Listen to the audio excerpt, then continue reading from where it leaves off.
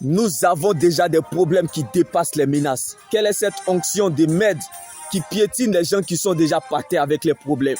Bien-aimé, l'onction ne rabaisse pas. L'onction n'insulte pas.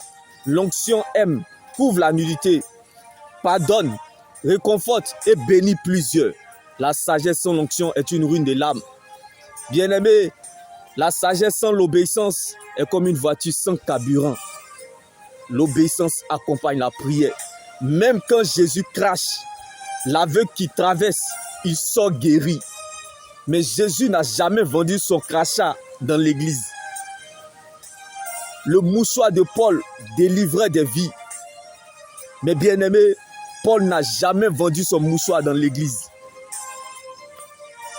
Élisée a utilisé du sel pour donner de la vie à une eau qui était morte.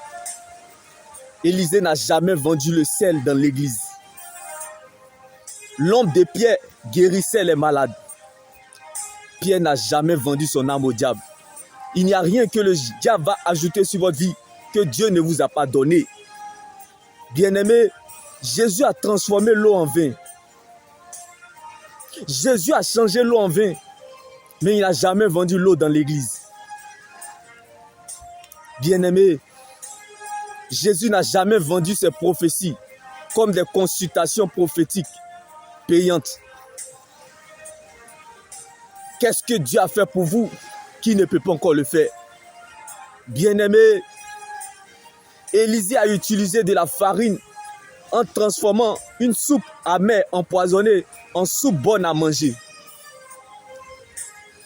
Élisée n'a jamais vendu de la farine dans l'église. Bien-aimé, l'église est pour ceux qui en ont besoin et non les rassasiés.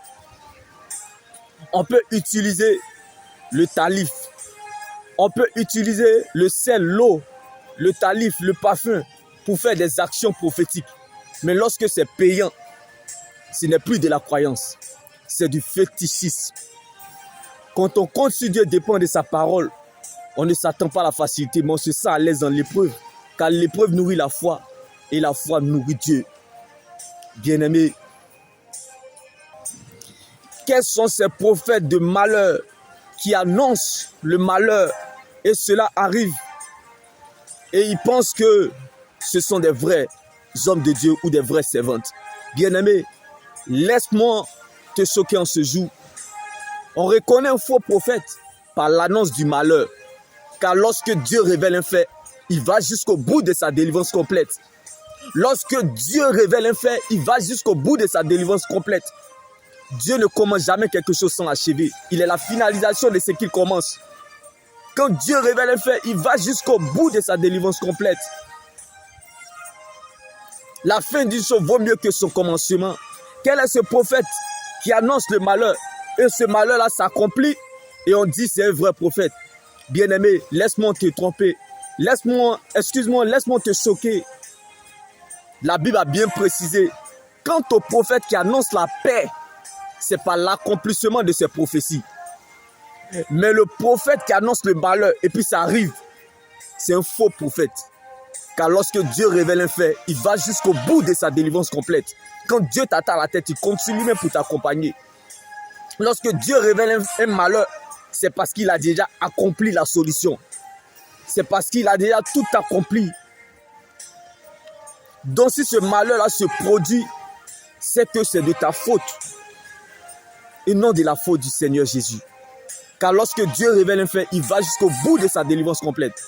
Donc pour reconnaître un faux prophète, c'est par la connaissance et la révélation de son Dieu. Car Moïse a reçu toutes les révélations du monde mondial. Moïse est monté à la montagne. Il a regardé Canaan, mais il n'est pas entré à Canaan. Mais Josué, qui avait la connaissance et la révélation du Dieu de Moïse, n'a pas vu Canaan, mais il est entré à Canaan. Bien-aimé, on reconnaît un faux prophète. Bien-aimé, non pas bien-aimé par ses prophéties, ni même par l'accomplissement de ses prophéties. On reconnaît un faux prophète par la connaissance et la révélation de son Dieu. On reconnaît un vrai prophète non pas par ses prophéties, non pas par l'accomplissement de ses prophéties. Car bien aimé, les francs-maçons, l'occultistes, les féticheurs, les marabouts, eux aussi prophétisent. Et puis ça arrive. En quoi seront différents, bien aimés, des hommes de Dieu ou des servants de Dieu? L'occultiste, le maçonnique, il prophétise et puis ça arrive. On reconnaît un vrai prophète, non pas par l'accomplissement de ses prophéties, ni par ses prophéties. On reconnaît un vrai prophète par la connaissance et la révélation de son Dieu, qui est Jésus-Christ de Nazareth, qui est notre autorité. Sa parole est notre position, son sang est notre couverture, son esprit est notre force, la foi est notre victoire et la résurrection est notre liberté. Les fruits que nous recherchons pour notre liberté dépendent de notre relation avec Dieu. Car c'est de notre relation avec Dieu que découle tout le reste. L'avenir d'une église dépend de son intercession. L'avenir du peuple dépend de son obéissance à Dieu. Des prophéties qui viennent pour vous faire peur, des prophéties qui viennent pour vous diviser, cela ne vient pas de Dieu. Car Dieu se révèle par la paix, par l'amour. Une personne sans amour, bien-aimée, est comme une voiture sans carburant. Nous cherchons Dieu, mais nous oublions que Dieu se trouve dans l'amour. Nous avons déjà des problèmes qui dépassent les menaces. Quelle l'éternité? Alors ne laisse personne te priver de ton éternité, qui est l'enjeu majeur de ton existence. Reste focalisé sur le Seigneur Jésus-Christ seul, car la preuve, la valeur et la raison de ton existence, c'est ton salut en Jésus. Ne cherche pas à savoir les prophéties futures. Moïse a reçu toutes les prophéties futures, mais il n'a pas terminé l'année. Ne cherche pas à savoir les prophéties futures. Mais Josué même qui n'a pas cherché à savoir les prophéties futures, mais qui a eu la connaissance et la révélation du Dieu de Moïse, a terminé l'année. Il est entré à Canaan. Ne cherche pas à savoir les prophéties futures, mais cherche plutôt à connaître le Dieu de la prophétie, qui est Jésus-Christ de Nazareth. Ne cherche pas à savoir comment Dieu va faire. Cherche plutôt à savoir que Dieu va le faire. Car lorsque Dieu t'attend la tête, il compte sur lui-même pour t'accompagner.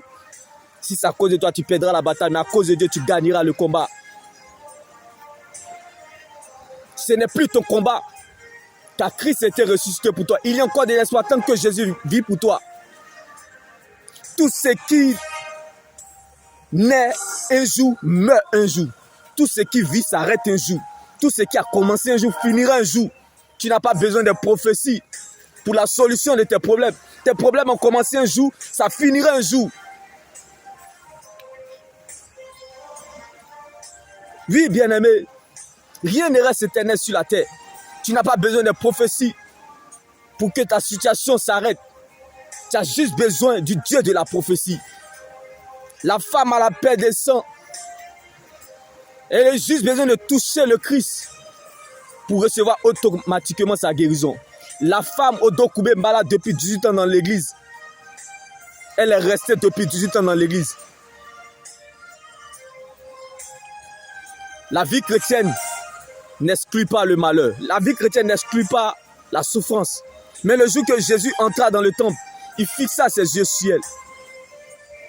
Et il dit, madame, ta maladie est finie. Et sa maladie s'arrêta. Bien-aimé, la vraie délivrance, ce n'est pas lorsqu'on t'impose les mains. La vraie délivrance, ce n'est pas forcément qu'on te fasse les actions prophétiques. Non, la vraie délivrance, c'est lorsque tu rencontres le Dieu de la délivrance, qui est Jésus-Christ. Comme la femme au dos coupé malade depuis 18 ans dans l'église, qui a rencontré le Christ ce jour-là dans le temple, et sa maladie s'est arrêtée automatiquement.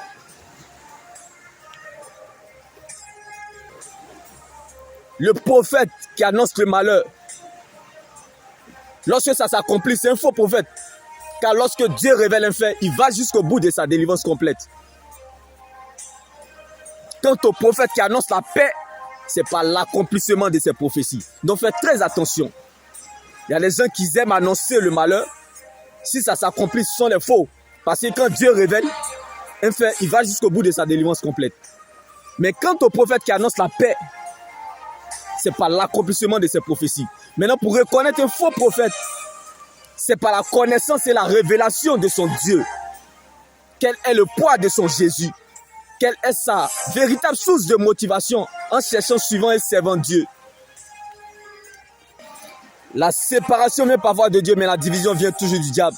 Chacun pense qu'il se conduit toujours bien, mais c'est le Seigneur qui connaît le fond du cœur. C'est la sincérité qui attire l'attention de Dieu. Quand nous approchons de Dieu de manière sincère, nos problèmes s'en vont de manière inimaginable.